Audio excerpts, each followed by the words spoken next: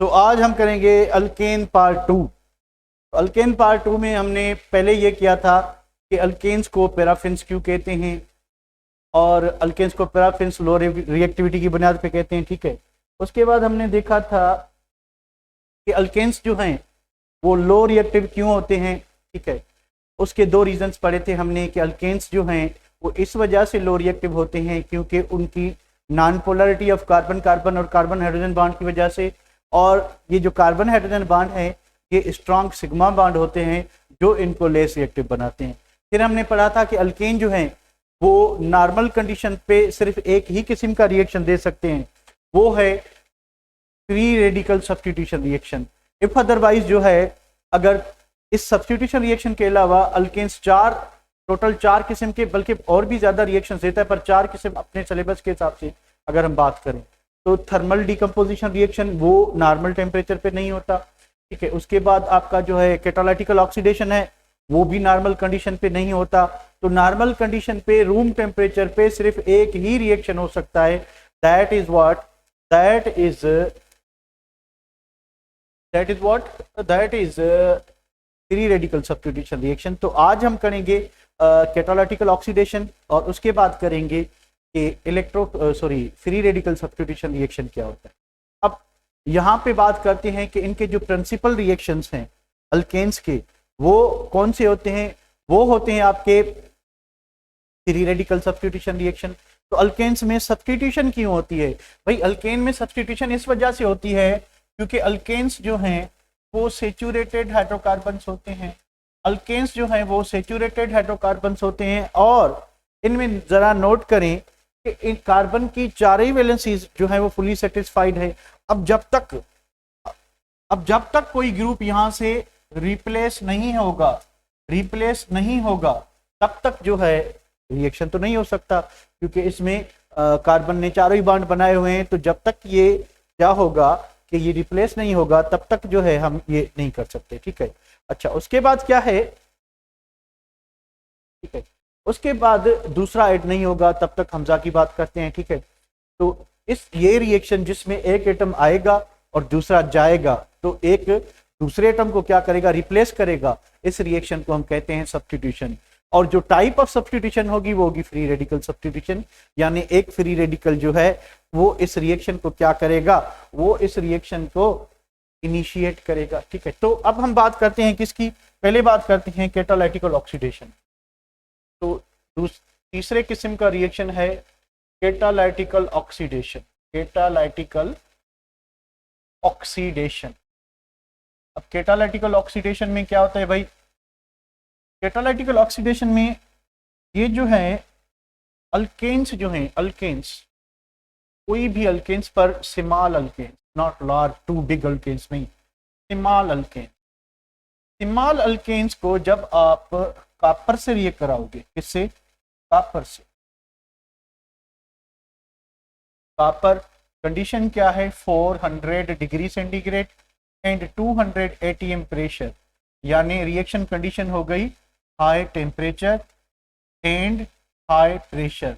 तो जब इस कंडीशन पे किसी भी अल्केन पे क्या होगा कि हम इससे गुजारेंगे तो ये जो एटमॉस्फेरिक ऑक्सीजन होता है, ठीक है, एटमॉस्फेरिक ऑक्सीजन जो होता है वो इसमें क्या हो जाएगा, इंसर्ट हो जाएगा और हमें मिलेगा क्या, हमें मिलेगा अल्कोहल, ठीक है, हमें क्या मिलेगा, अल्कोहल। सो ये वो ऑक्सीजन है जो इस कॉपर ने इंट्रोड्यूस करवा के दिया, यानी अल्केन जो है उसमें क्या हुई, ऑक्सीडेशन हुई और वो कन्वर्ट हो गया किसमें, अल्कोहल में, ठीक है। अब क्या होगा कि ये जो अल्कोहल है ये अल्कोहल फर्दर ऑक्सीडाइज होगा इसी सेम कंडीशन पे। अल्कोहल हमें क्या देगा, अल्डिहाइड देगा। अल्कोहल हमें क्या देगा, अल्डिहाइड फर्दर ऑक्सीडाइज होगा सेम कंडीशन पे और हमें क्या देगा, हमें देगा कार्बोऑक्सिलिक एसिड। हमें क्या देगा, कार्बोऑक्सिलिक एसिड देगा। और कार्बोऑक्सिलिक एसिड फर्दर ऑक्सीडाइज होगा सेम कंडीशन पे, यही कंडीशन इसी पे होगा और हमें क्या मिलेगा, हमें मिलेगा कार्बन डाइऑक्साइड एंड वाटर। तो ये रिएक्शन अल्केन से शुरू हुआ है, अल्केन से होता होता होता होता ये क्या बनाएगा, ये बनाएगा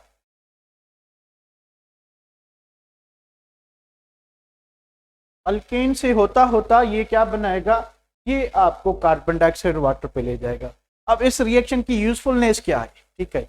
अब देखिए क्योंकि ये सिलेबस जो है पंजाब में है तो मैं थोड़ा सा आपको हिंट दे रहा हूँ कि पूरा रिएक्शन हम नहीं करते। इस रिएक्शन का एडवांटेज ये है कि हम इससे फैटी एसिड बना के, नॉर्मली फैटी एसिड जो है हमें फैट और ऑयल से मिलते हैं, तो हम इस रिएक्शन के थ्रू जो पेट्रोलियम प्रोडक्ट है, हमें पता है कि पेट्रोलियम से 1 कार्बन से लेके 40 कार्बन के अल्केन्स मिलते हैं, तो वहां से अगर हम 12 कार्बन से लेके 20 कार्बन तक, 12 कार्बन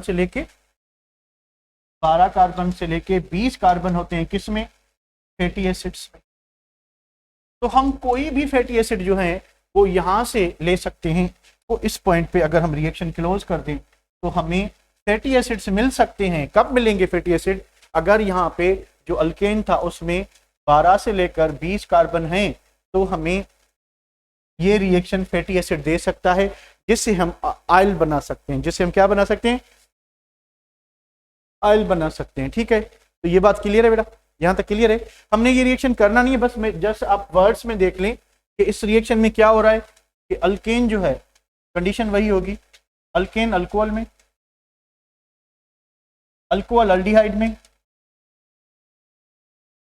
अल्डिहाइड कार्बोक्सिलिक एसिड में, कार्बोक्सिलिक एसिड में, और आपका जो कार्बोक्सिलिक एसिड है वो carbon dioxide and water and product देंगे। तो इस रिएक्शन को कहते हैं कैटालाइटिकल ऑक्सीडेशन। तो अल्केन्स को हम कैटालिस्ट कॉपर यूज करके, ठीक है, ऑक्सीडाइज कर सकते हैं। जैसे कि आप अल्केन को 400 डिग्री सेंटीग्रेड पे गर्म करेंगे कॉपर ट्यूब के अंदर, ठीक है, जैसे ही या कॉपर ट्यूब को 400 पे गर्म करके आप अल्केन के मिक्सचर को, अल्केन और एयर के मिक्सचर को इस ट्यूब में गुजारेंगे, तो ये प्रोसेस खुद ब खुद होता जाएगा और एंड प्रोडक्ट आपको ये मिलेगी। यहाँ तक क्लियर है बेटा, यहाँ तक क्लियर है, यहाँ तक क्लियर है। ठीक है, ये एडिशन में है, ठीक है, क्योंकि ये पंजाब का सिलेबस है, हम इसको जरा रहने देते हैं। अब हम बात करते हैं जो हमारे लास्ट टाइप है वो है substitution reaction. Substitution reaction of alkanes. अब पहली बात कि सब्स्टिट्यूशन रिएक्शन होता क्या है, इसकी डेफिनेशन की बात करें कि अ रिएक्शन, ऐसा reaction, a reaction in which one atom or group of atoms are replaced by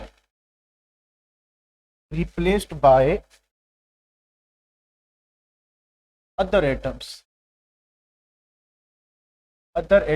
or group of ऐसा रिएक्शन जिसमें क्या हो कि एक एटम जो है वो दूसरे एटम को, या एक ग्रुप ऑफ एटम दूसरे ग्रुप ऑफ एटम को क्या करे, रिप्लेस करे, उसकी जगह ले, उसको हम कहेंगे सब्स्टिट्यूशन। फॉर एग्जांपल अगर मैं बात करूं कि मेरे पास एक मीथेन है, ठीक है, तो मैं 3 हाइड्रोजन वाइट लिखता हूं, मतलब ये वो हाइड्रोजन नहीं है जो रिप्लेस होंगे। मैं इसका रिएक्शन अगर क्लोरीन से करता हूं, ठीक है, तो क्या होने वाला है, होगा ये कि ये हाइड्रोजन जो है क्लोरीन को प्यारा हो जाएगा, ये हाइड्रोजन क्लोरीन को प्यारा हो जाएगा, ठीक है, तो बाकी क्या रहेगा, तो अब ये जो क्लोरीन है, ये वाला क्लोरीन, ये इसकी जगह लेगा, तो हमें क्या मिलेगा, हमें एक सब्स्टिट्यूटेड प्रोडक्ट मिलेगी, एक हाइड्रोजन हाइड्रोजन हाइड्रोजन। अब यहाँ पे एक नई चीज आई, जो सब्स्टिट्यूट है वो आया क्लोरीन, प्लस क्या हुआ HCl।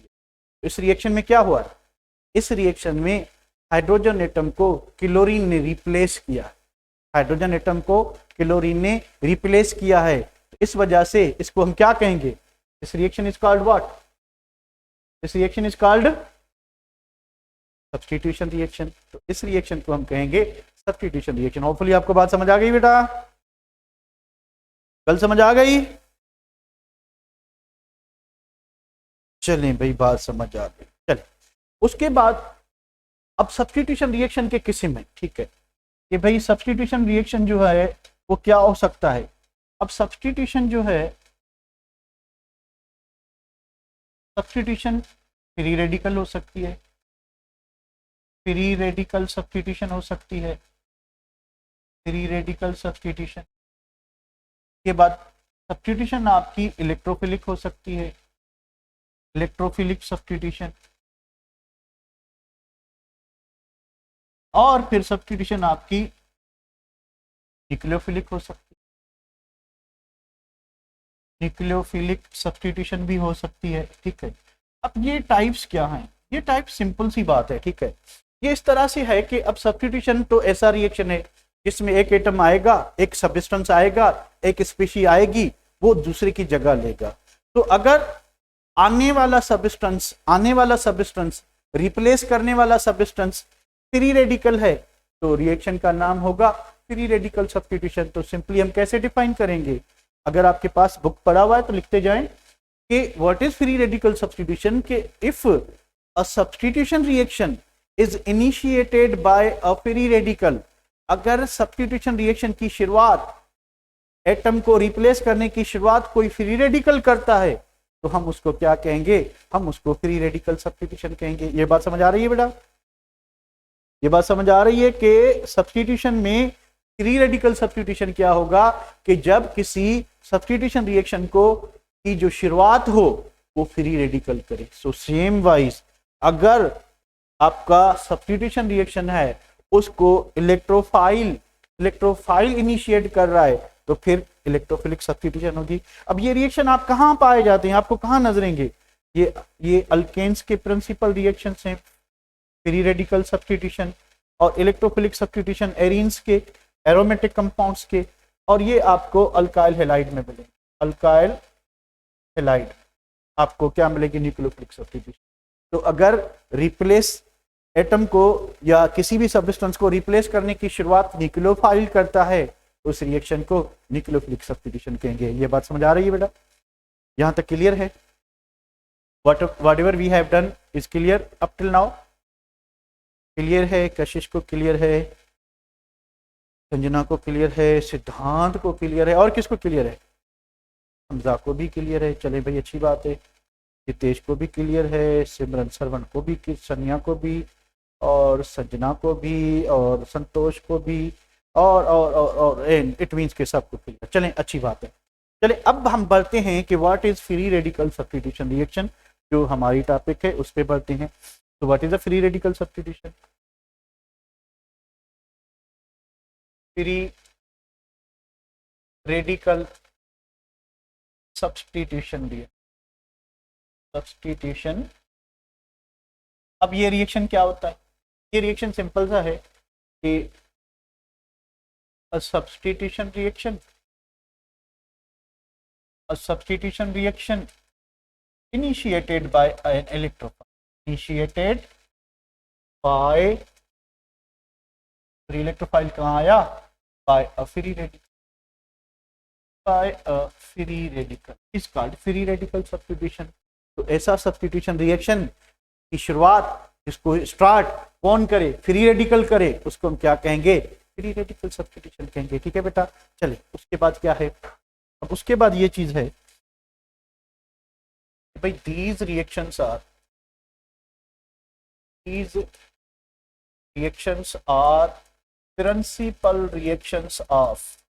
प्रिंसिपल और इसको क्या कहते हैं? कैरेक्टरिस्टिक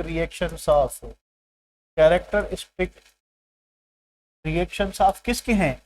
अल्केन्स के, रिएक्शंस ऑफ अल्केन्स।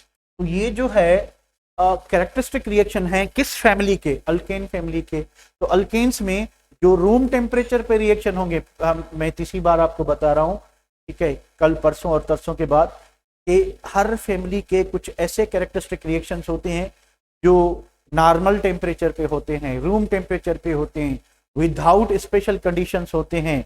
उनको हम क्या कहते हैं? उनको हम कहते हैं प्रिंसिपल रिएक्शंस। उनको हम क्या कहते हैं? Principal reactions. तो अल्केन्स के जो रूम टेम्परेचर पे रिएक्शन होंगे वो होंगे फ्री रेडिकल सब्स्टिट्यूशन रिएक्शंस। ठीक है, अब इसकी एग्जांपल की बात करें, तो हैलोजिनेशन। एग्जांपल की बात करें तो कौन सा एग्जांपल? हैलोजिनेशन। अब हैलोजिनेशन में क्या होगा? की डेफिनेशन क्या होगी? सिंपल सी डेफिनेशन कि द रिप्लेसमेंट ऑफ हाइड्रोजन,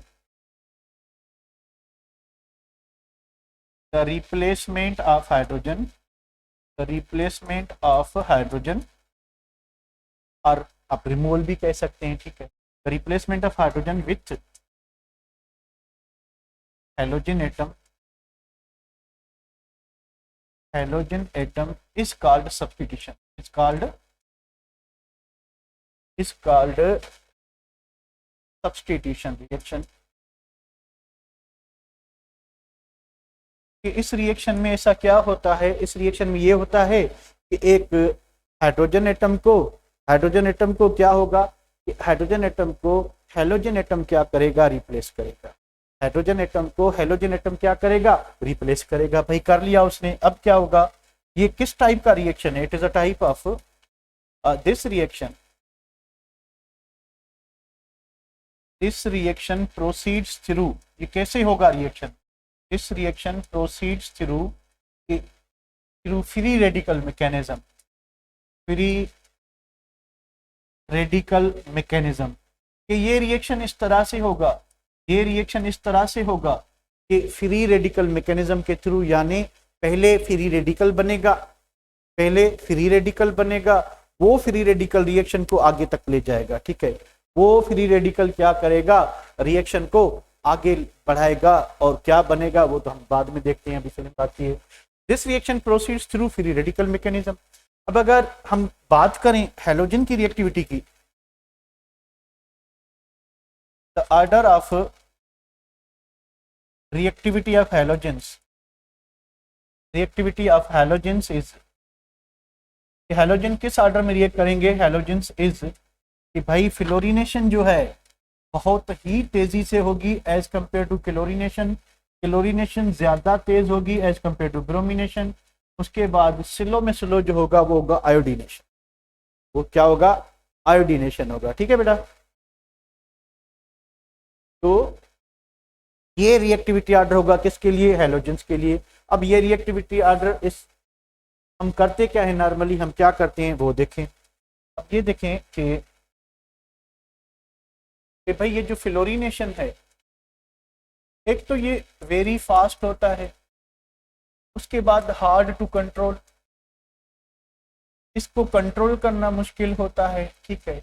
और उसके बाद ये मिक्सचर ऑफ प्रोडक्ट्स के प्रोडक्ट्स जो हैं बहुत सारी मिलती हैं हमें, एक से ज्यादा प्रोडक्ट्स मिलते हैं, कि मिक्सचर ऑफ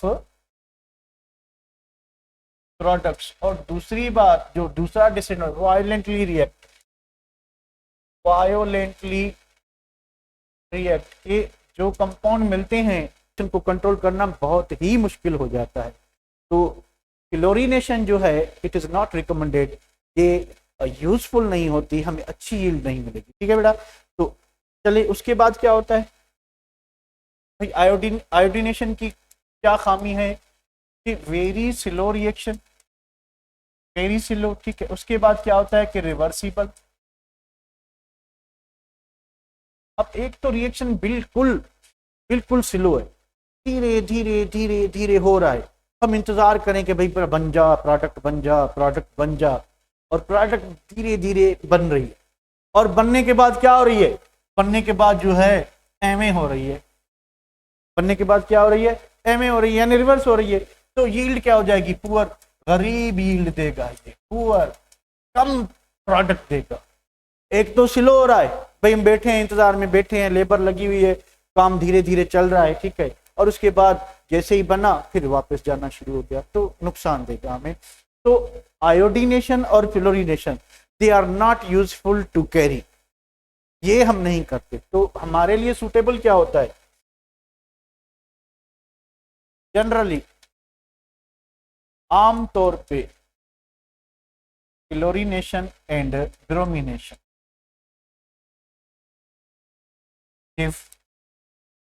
ओके ओके बेटा, ओके।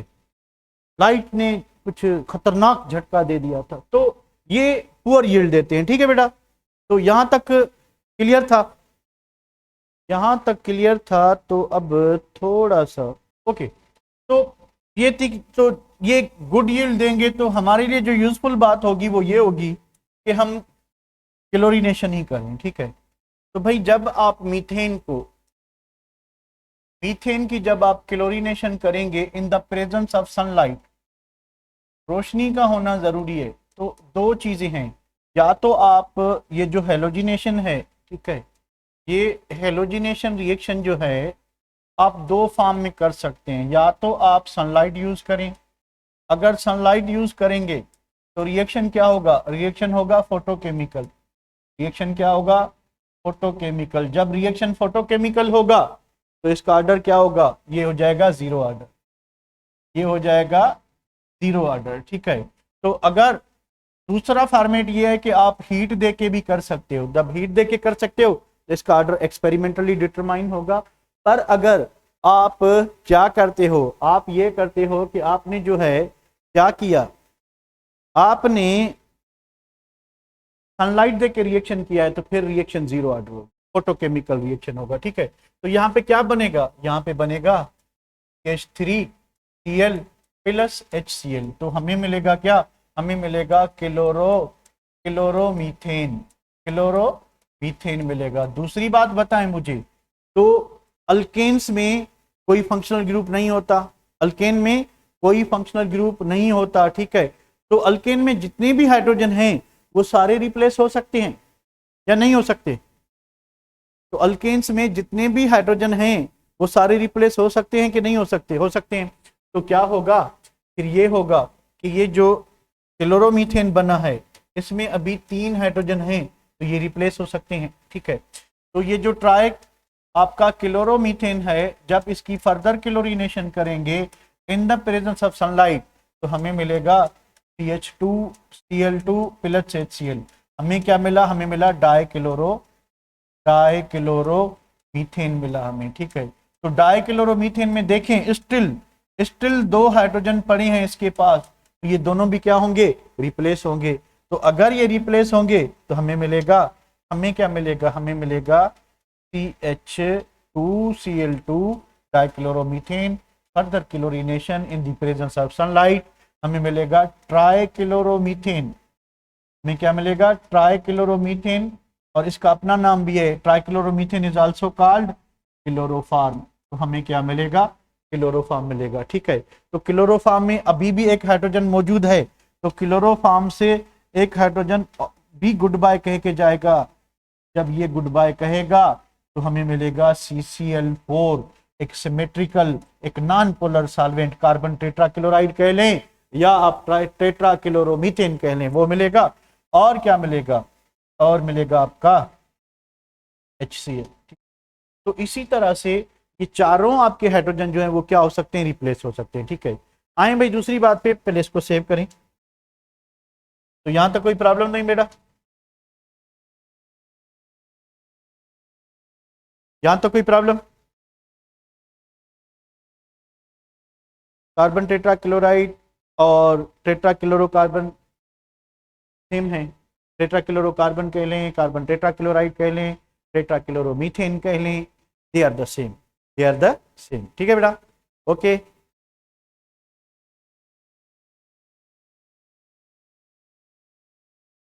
सिमरन आगे चलते हैं, आगे चलते हैं, टर्मिनेशन को भी दे रहे। तो अगर आपके पास इथेन है, ठीक है, तो अब हम बात करते हैं, हमारे पास इथेन है, तो इथेन के पास देखें 6 हाइड्रोजन होते हैं, C2H6। तो इथेन की जो सेकंड क्लोरीनेशन होगी उसमें में 2 आइसोमर मिलेंगे, कैसे मिलेंगे आए वो देखते हैं। तो ठीक है, अभी बात करते हैं क्या, अभी बात करते हैं किस चीज की, के क्लोरीनेशन ऑफ इथेन।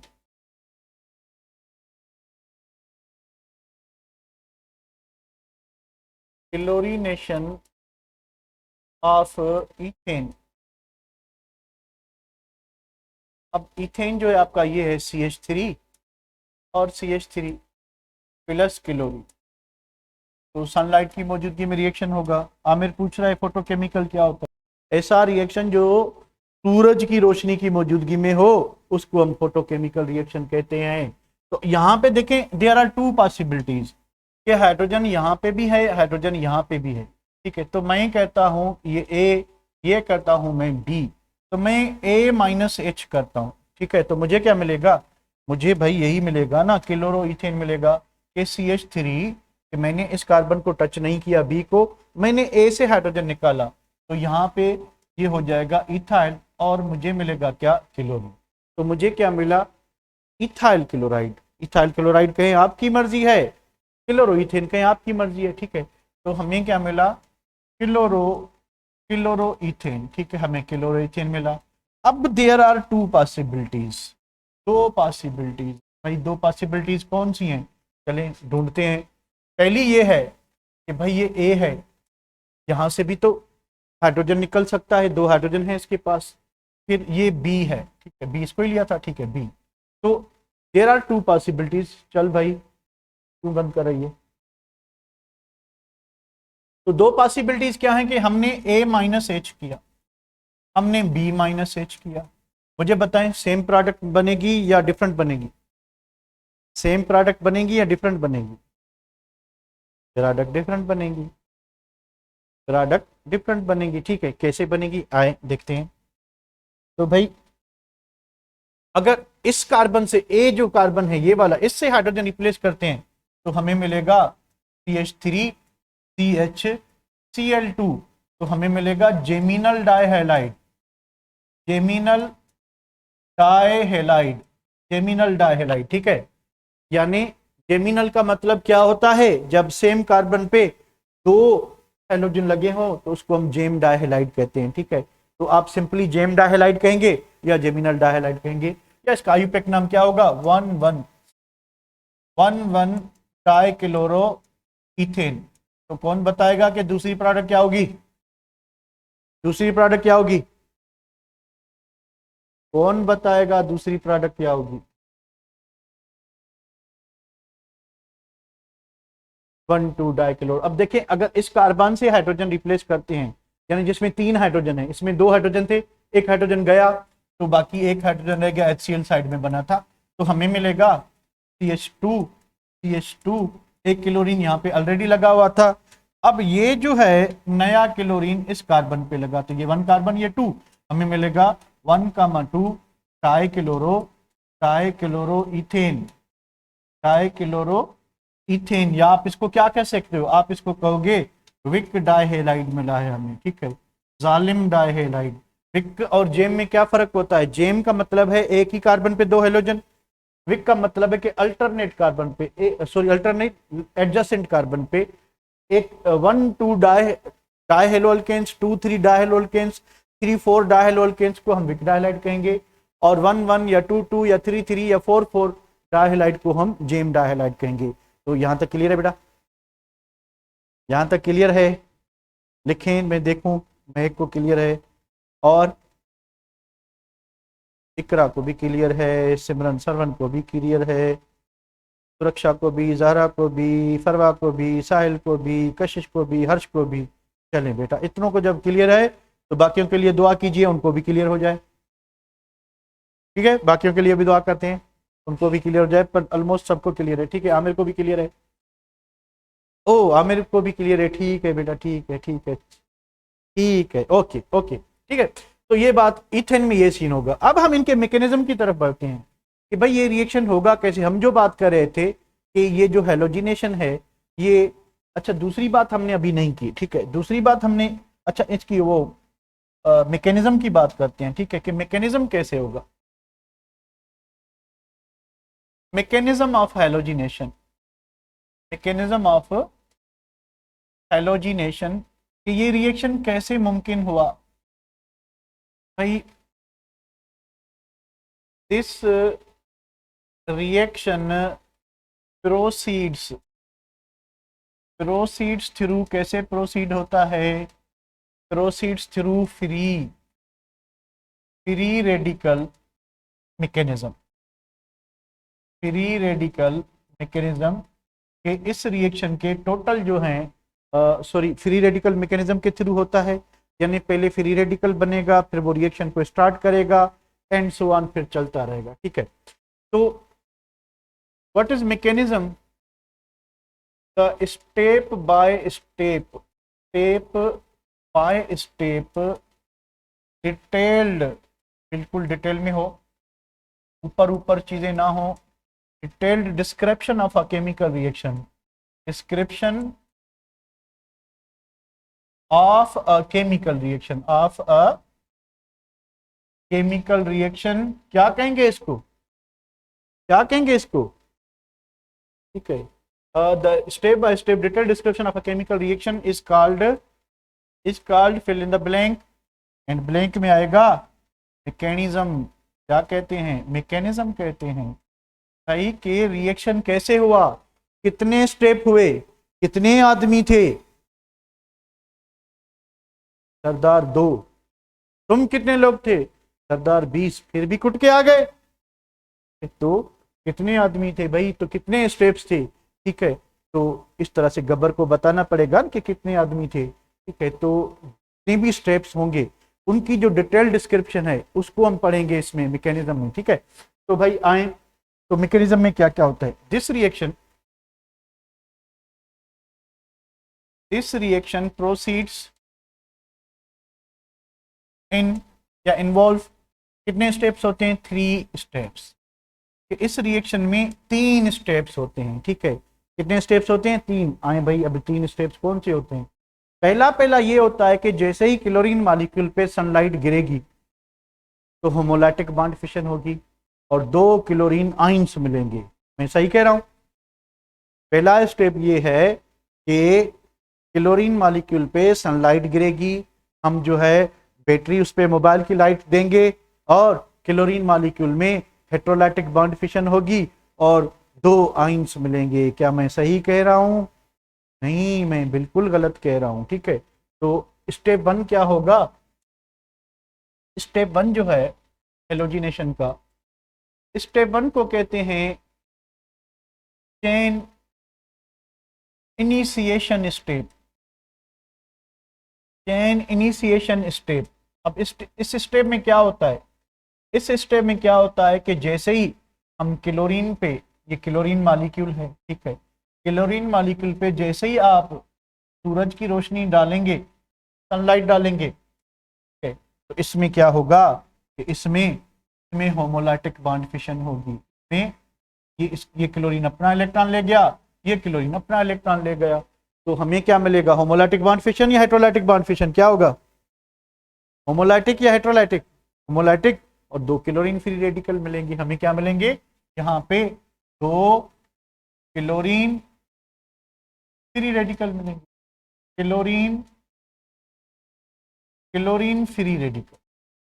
तो इस तरह से इस चेन रिएक्शन की शुरुआत होगी होमोलैटिक बॉन्ड फिशन से। अब क्लोरीन 7वें ग्रुप का एलिमेंट है, इसके पास 7 इलेक्ट्रॉन होते हैं आखिरी शेल में, जब ये बॉन्डेड था तो इसकी ऑक्टेट पूरी थी। अब जब ये बॉन्ड टूट गया सनलाइट की मौजूदगी में तो क्लोरीन क्लोरीन क्या हो जाएंगे, सेपरेट, पर बॉन्ड फिशन कौन सी होगी, होमोलैटिक बॉन्ड फिशन। तो फ्री रेडिकल बन गया। अब फ्री रेडिकल क्या है, फ्री रेडिकल एक रिएक्शन इंटरमीडिएट है। अब देखें कि क्लोरीन की ऑक्टेट पूरी थी, क्लोरीन की ऑक्टेट डिस्टर्ब हो गई। अब ऑक्टेट पूरी नहीं है, क्लोरीन नेसेंट हो गया है, एटॉमिक क्लोरीन हो गया है, तो क्या होगा कि भाई कौन रिएक्टिव होगा, कौन बताएगा कौन रिएक्टिव होगा। ये chlorine is more reactive than 2 chlorine और 2 chlorine is more reactive than chlorine. दोनों सही हो सकते हैं, दोनों गलत हो सकते हैं। अगर स्टेबिलिटी की बात करें तो ये सही है, अगर रिएक्टिविटी की बात करें तो ये सही है, दोनों सही है, दोनों सही है, दोनों सही है, यस ओके बेटा। तो भाई क्या हुआ, हुआ ये कि क्लोरीन फ्री रेडिकल बन गए। अब दूसरे स्टेप में आएंगे हम। दूसरे स्टेप में क्या हो रहा है, उसको कह रहे हैं चेन प्रोपोगेशन स्टेप। अब इस स्टेप में क्या होता है कि भाई ये जो फ्री रेडिकल बना है ये इस रिएक्शन को इनिशिएट करेगा, स्टार्ट करेगा। अब ये क्या करेगा कि दूसरा फ्री रेडिकल बनाएगा, दूसरा फ्री रेडिकल क्या करेगा, ये तीसरा फ्री रेडिकल बनाएगा। तो इस स्टेप में एक फ्री रेडिकल खत्म होता जाएगा, दूसरा प्रोड्यूस होता जाएगा, पहला खत्म दूसरा प्रोड्यूस, दूसरा खत्म तीसरा produce.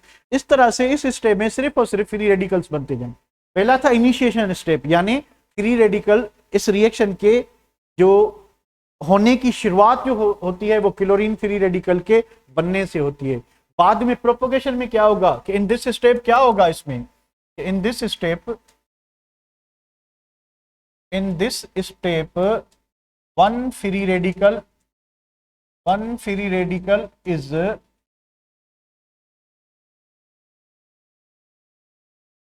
radical produces another free radical, produces an other free radical के इस रिएक्शन में ये होगा कि एक जो फ्री रेडिकल है वो दूसरे फ्री रेडिकल को जन्म देगा। भाई आए कैसे एक दूसरे को जन्म देंगे, तो ये क्लोरीन फ्री रेडिकल जिसके पास एक अनपेयर्ड इलेक्ट्रॉन था, और ये आपका मीथेन, और ये आपका मीथेन। भाई मीथेन के हमने 3 हाइड्रोजन इस साइड पे कर दिए, 1 हाइड्रोजन हमने इस साइड पे कर दिया। तो यहाँ पे देखें कि ये एक शेयर्ड पेयर है, तो ये कार्बन अपना इलेक्ट्रॉन लेगा, हाइड्रोजन अपना इलेक्ट्रॉन लेके इस क्लोरीन के अनपेयर्ड इलेक्ट्रॉन से शेयर करेगा। तो जब ये शेयर करेगा तो भाई लोगों क्या बन जाएगा, ये हो गया क्या HCl, और हमें क्या मिला, ये कार्बन अपना इलेक्ट्रॉन पेयर ले गया, इलेक्ट्रॉन पेयर नहीं बल्कि एक इलेक्ट्रॉन, तो हमें मिला मिथाइल फ्री रेडिकल। हमें क्या मिला, methyl free radical plus HCl क्या हो गया, स्टेबल हो गया। तो भाई ये जो क्लोरीन फ्री रेडिकल था, ये जो क्लोरीन फ्री रेडिकल था, इसने मिथाइल फ्री रेडिकल बना दिया, इसने मिथाइल फ्री रेडिकल बना दिया। हमने यही तो पढ़ा था कि प्रोपोगेशन स्टेप में क्या होगा कि एक फ्री रेडिकल टर्मिनेट होगा, खत्म होगा, वो दूसरे को पैदा करेगा, वो दूसरे को क्या करेगा, पैदा करेगा। ये बात समझ आ रही है बेटा? तो खत्म कौन हुआ, खत्म क्लोरीन हुआ, प्रोड्यूस कौन हुआ, मिथाइल हुआ। Got it? अब क्या होगा, मैंने आपको बताया था कि एक फ्री रेडिकल खत्म होगा, दूसरा प्रोड्यूस, अब जो दूसरा प्रोड्यूस हुआ है वो फिर तीसरा प्रोड्यूस करेगा। कैसे, आए देखते हैं। तो ये जो मिथाइल बना, इसने क्या किया कि भाई ये जो मिथाइल फ्री रेडिकल है, मिथाइल फ्री रेडिकल है, ये वो क्लोरीन जो अभी तक सनलाइट के इन्फ्लुएंस से नहीं टूटा है, अगर टूटा था तो दोबारा जुड़ गया है, क्लोरीन मॉलिक्यूल हो गया है। तो इसके साथ क्या होगा, अब इसके साथ ये होगा कि यहां पे अब क्या होगा कि ये मिथाइल और ये क्लोरीन आपस में जुड़ जाएं और ये क्लोरीन अपना इलेक्ट्रॉन ले जाए। तो मुझे बताएं क्या बनेगा, क्या बनेगा, क्लोरीन फ्री रेडिकल बन जाएगा। बिल्कुल, तो हमें मिलेगा क्या, एक क्लोरीन फ्री रेडिकल, ठीक है, और उसके साथ हमें मिथाइल क्लोराइड मिलेगा। के साथ हमें क्या मिलेगा, मिथाइल क्लोराइड। ये क्लियर है बेटा? क्लियर है यहां तक? यहां तक क्लियर है? महक को क्लियर है, सिद्धांत को क्लियर है, और किसको क्लियर है, आमिर को भी क्लियर है। ओके बेटा, ओके ओके ओके ओके। चले, अब रह गया आखिरी स्टेप। तो पहला स्टेप था फ्री रेडिकल का बनना, जब वो बनेगा तो आगे रिएक्शन को बढ़ाएगा। दूसरा स्टेप था प्रोपोगेशन, उसमें क्या हुआ कि जो पहले स्टेप में फ्री रेडिकल बनेगा वो दूसरा बनाएगा, दूसरा पहला बनाएगा, पहला दूसरा, चाचा भतीजे को, भतीजा चाचे को बनाएगा। इस तरह से चाचा भतीजा खेल चलता रहेगा। इन द एंड अब आएगा टर्मिनेशन स्टेप। तो टर्मिनेशन स्टेप में क्या होगा, टर्मिनेशन स्टेप में क्या होगा, टर्मिनेशन स्टेप में जितने भी फ्री रेडिकल बने हैं वो डिफरेंट वेज में कंबाइन होके एक स्टेबल प्रोडक्ट देंगे। तो चेन टर्मिनेशन स्टेप में क्या होगा, चेन टर्मिनेशन स्टेप में जो तीसरा स्टेप है, स्टेप 3,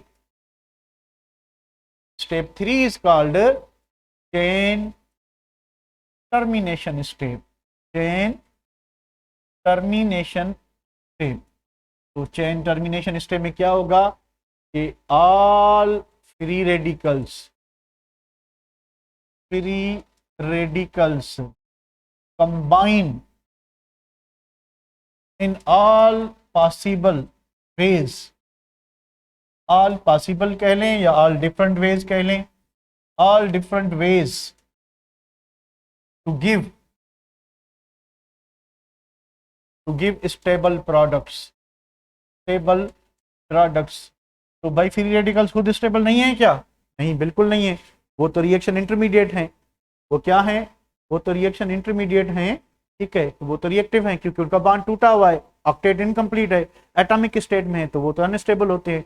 तो फ्री रेडिकल जो हैं वो स्टेबल होने के लिए क्या करेंगे कि अब जितने भी फ्री रेडिकल बने हैं वो डिफरेंट वेज में क्या होंगे, कंबाइन होंगे। तो भाई कितने बने हैं, हमने तो 2 ही देखे थे। कौन से? एक था आपका मिथाइल फ्री रेडिकल और एक था आपका क्लोरीन फ्री रेडिकल, ठीक है, एक मिथाइल और एक क्लोरीन। अब देखें क्या चांसेस हैं। चांस 1 ये है चांस वन ये है कि भाई मिथाइल फ्री रेडिकल जुड़ गया क्लोरीन फ्री रेडिकल से, बताएं क्या बनेगा, क्लोरोमीथेन। सही है, चांस वन यही है, ठीक है। चांस टू क्या है, चांस टू है कि क्लोरीन फ्री रेडिकल जुड़ गया क्लोरीन फ्री रेडिकल से, तो बन गया क्या, बन गया भाई क्लोरीन मॉलिक्यूल बन गया।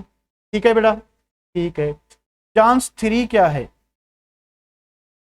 चांस थ्री है कि ये जो मिथाइल रेडिकल है ये जुड़ गया मिथाइल से, तो बन गया इथेन, तो बन गया इथेन। आ गई बात समझ। अच्छा, ये जो स्टेप है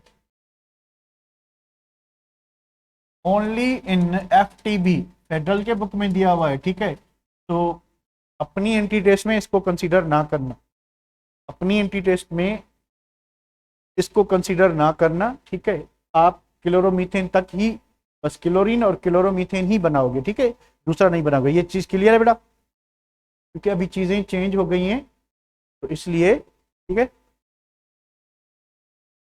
क्लियर है। चले बेटा, ओके ओके, चले आखिरी रिएक्शन रह गया, उसको देखते हैं कि नाइट्रेशन जो है, नाइट्रेशन भी सब्स्टिट्यूशन रिएक्शन है, ठीक है। नाइट्रेशन जो है वो भी सब्स्टिट्यूशन है। अब ये भी अपने सिलेबस में नहीं है, इसलिए इसको जस्ट मैं रिएक्शन लिखता हूं कि अगर आप मीथेन को नाइट्रिक एसिड से रिएक्ट कराएंगे एट 450 डिग्री सेंटीग्रेड, ये मीथेन, ठीक है, और ये नाइट्रिक एसिड, आप इसको HNO3 भी लिख सकते हैं, मैंने ओपन करके लिखा हुआ है, क्यों, चलें उसका मतलब भी मैं आपको बता दूं कि ये CH3 और ये हाइड्रोजन, तो हाइड्रोजन इसका, OH इसका, नाइट्रिक एसिड का क्या बन गया, वाटर, और मिथाइल में क्या आ गया, नाइट्रो ग्रुप, तो हमें मिलेगा नाइट्रोमीथेन, NO2 प्लस H2, ठीक है, तो हमें मिलेगा क्या, नाइट्रोमीथेन। अब ये भी आपका सब्स्टिट्यूशन रिएक्शन है, पर ये देखें ये आपका प्रिंसिपल रिएक्शन की कैटेगरी में नहीं आता, ये फ्री रेडिकल सब्स्टिट्यूशन नहीं है, ठीक है। तो ये इसका मैकेनिज्म कुछ और है, उसको हमें पढ़ने की जरूरत नहीं। तो नाइट्रेशन जो है 450 पे होती है, और नाइट्रेशन में क्या होगा, नाइट्रेशन में ये होगा कि introduction of nitro and removal of hydrogen to produce nitroalkane is called nitration, ठीक है। एक चीज और रह गई हमसे, वो ये है कि भाई अल्केन की रिएक्टिविटी क्या होगी, the reactivity order of alkanes towards halogenation is कि टुवर्ड्स हैलोजिनेशन अल्केन्स का रिएक्टिविटी ऑर्डर क्या होगा, अल्केन का रिएक्टिविटी ऑर्डर क्या होगा, अल्केन का रिएक्टिविटी ऑर्डर ये होगा कि अगर मेरे पास ये डिफरेंट सिनेरियो हैं, तो अगर मैं यहां से माइनस हाइड्रोजन करता हूं तो मुझे प्राइमरी अल्काइल रेडिकल मिलेगा, ठीक है। तो मैं किसी भी CH3 ग्रुप से अगर मैं हाइड्रोजन, देखें क्या हो रहा है, हो ये रहा है कि पहले क्लोरीन फ्री रेडिकल बन रहा है, फिर क्लोरीन फ्री रेडिकल जो है वो अल्काइल फ्री रेडिकल को बना रहा है, फिर रिएक्शन आगे बढ़ रहा है, ठीक है। तो कौन सा कार्बन ज्यादा रिएक्टिव हो सकता है, हमने दो बातें सीखी थी, दो बातें पढ़ी थी हमने, वो क्या बातें थी, हमने ये सीखा था, एक होती है केमिकल रिएक्टिविटी, वो पूरी फैमिली की सेम होती है, दूसरा होता है रेट ऑफ रिएक्शन, रिएक्टिव ज्यादा कौन होगा, रिएक्शन ज्यादा किस साइड पे होगा, किस जगह पे ज्यादा होंगे, वो रेट ऑफ रिएक्शन जो है वो मुख्तलिफ हो सकता है। तो अगर ये देगा आपको प्राइमरी अल्काइल हैलाइड, ये देगा आपको प्राइमरी अल्काइल रेडिकल, ये देगा आपको प्राइमरी अल्काइल रेडिकल, ये देगा आपको सेकेंडरी, और ये देगा आपको टर्शरी अल्काइल रेडिकल। अब आपको ये पता होना चाहिए कि स्टेबिलिटी जो है, stability of alkyl free radical जो है वो इस तरह से है कि tertiary alkyl halide is more than secondary, and secondary is more than primary, और primary is more than simple methyl radical, ठीक है। तो कम से कम स्टेबल जो होगा वो मिथाइल रेडिकल होगा, और ज्यादा से ज्यादा स्टेबल कौन होगा, टर्शरी। और एक चीज हमने बहुत ही डिटेल में बार बार रिपीट करके पढ़ी थी क्या, एक मरतबा मैं यहाँ पे रिपीट करता चलूं कि मेरे पास रिएक्टेंट है, मेरे पास रिएक्टेंट है, मेरे पास रिएक्शन इंटरमीडिएट है, ठीक है, रिएक्शन इंटरमीडिएट है, ठीक है। तो हमने पढ़ा था इसकी रिएक्टिविटी जो है directly proportional, inversely proportional to होती है स्टेबिलिटी। तो हमने ये पढ़ा था कि रिएक्शन इंटरमीडिएट है तो फिर क्या होगा, अगर रिएक्शन इंटरमीडिएट है तो फिर क्या होगा, हमने पढ़ा था ये, अगर आपको याद है तो टाइप कर लो। तो रिएक्शन इंटरमीडिएट की रिएक्टिविटी एंड स्टेबिलिटी किस पे, डायरेक्टली, ठीक है। तो हमने पढ़ा था कि रिएक्शन इंटरमीडिएट की रिएक्टिविटी जो है it is directly proportional to its what, stability, directly proportional to stability. तो इसकी जो, यानी ये रिएक्टिविटी इसकी इनवर्सली प्रोपोर्शनल है, पर रिएक्शन इंटरमीडिएट की क्या होगी, डायरेक्टली प्रोपोर्शनल, ठीक है। अच्छा, तो अब पीछे अगर आए हम, तो भाई अगर यहां से हाइड्रोजन रिप्लेस होता है तो यहां से पे क्या बनेगा, यहाँ पे प्राइमरी अल्काइल रेडिकल बनेगा जो कि लेस स्टेबल होगा, ठीक है। तो ये टर्शरी देगा। तो मोस्ट रिएक्टिव साइट कौन सी होगी, मुझे बताएं। अगर हमारे पास ये कंपाउंड है A B C D E, which is the most reactive site, which is the most reactive site, कौन सी है मोस्ट रिएक्टिव साइट इस कंपाउंड में, ए बी सी और डी, कौन सी, A D and E, A D and E, क्या है आपका जवाब, सी। तो सी किस वजह से, क्योंकि ये मोस्ट स्टेबल रेडिकल देगा। अब स्टेबिलिटी ऑफ रेडिकल किस पे डिपेंड करती है, तो इसको क्यों छोड़ें, चाहे इसको भी देख लेते हैं कि भाई क्या फैक्टर है जो इसको स्टेबलाइज कर रहा है, किसको, टर्शरी को। तो यहां पे देखें, ये एक टर्शरी फ्री रेडिकल है, ठीक है, ये टर्शरी फ्री रेडिकल, और ये एक सेकेंडरी फ्री रेडिकल है।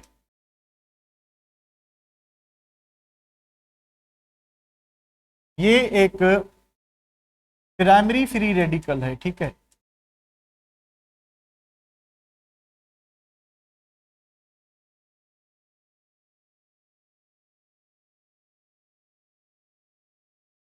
ये एक प्राइमरी फ्री रेडिकल और ये एक मिथाइल फ्री रेडिकल। तो ये जो अल्काइल ग्रुप हैं, ये जो अल्काइल ग्रुप हैं, ये इलेक्ट्रॉन पुशर ग्रुप होते हैं, अपनी इलेक्ट्रॉन डेंसिटी इसको डोनेट करेंगे, किसको, ये जो इलेक्ट्रॉन डिफिशिएंट कार्बन है, इलेक्ट्रॉन डिफिशिएंट कार्बन है, इसको इलेक्ट्रॉन डोनेट करेंगे। डोनेट करेंगे तो इसकी इलेक्ट्रॉन की कमी को क्या करते हैं, ये पूरा करते हैं, पूरा करते हैं तो फिर क्या होगा, ये स्टेबल होगा, या ये अल्काइल ग्रुप इसको डिस्टेबलाइज करेंगे, क्या करेंगे, स्टेबलाइज करेंगे, बिल्कुल स्टेबलाइज करेंगे। तो देखें यहाँ पे 3 अल्काइल ग्रुप हैं जो इस इलेक्ट्रॉन डिफिशिएंट कार्बन को स्टेबलाइज कर रहे हैं, 3 कार्बन स्टेबलाइज कर रहे हैं, 2 carbon, 1 carbon, no stabilising carbon. तो बताएं कौन सा कार्बन ज्यादा स्टेबल होगा, बताएं कौन सा कार्बन ज्यादा स्टेबल होगा, ठीक है। तो this is all about today's work. तो